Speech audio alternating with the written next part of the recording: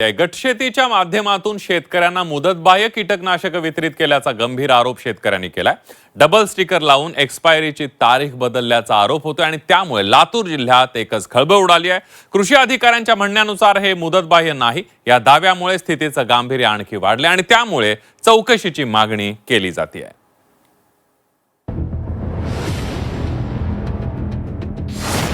शेतकऱ्यांना पिकासाठी मुदतबाह्य कीटकनाशक, बॉटलच्या एक्सपायरीवर नव्या तारखेचं स्टिकर, औषधं चांगलीच असल्याचा कृषी खात्याचा दावा। लातूर जिल्ह्यातील विविध शेतकरी गटांना काही कृषी औषधांचं वाटप करण्यात आलं होतं, पण वितरित केलेली ही कीटकनाशकं मुदतबाह्य असल्याचं समोर आलंय। औषधांच्या बाटलीवर जिथे तारखेचं स्टिकर असतं त्यावर नवं स्टिकर लावून शेतकऱ्यांची फसवणूक करण्यात आल्याचा आरोप होतोय।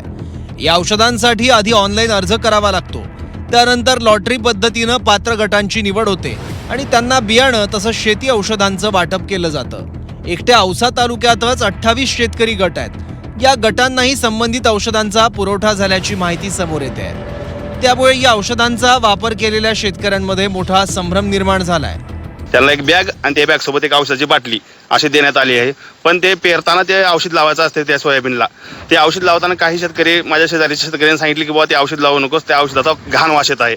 मग त्यानंतर मी चेक केलो, ते औषध घेतलो, पेराला काल आलो होतो शेताकडे, तर त्यावरती नवीन स्टिकर लावायला दिसलं आणि त्या स्टिकरवर 2026 ही डेट आहे, मॅन्युफॅक्चरिंग डेट। तर स्टिकर जर काढलं तर मूळ स्टिकरवर जे आहे ते 2025 ची डेट आहे, तर हे औषध एक्सपायर झालं आहे, त्यामुळे त्याचा घाण वास येत आहे आणि याबाबत शासनाने चौकशी करून जो अधिकारी यामध्ये सापडेल त्या योग्य ती कारवाई करावी।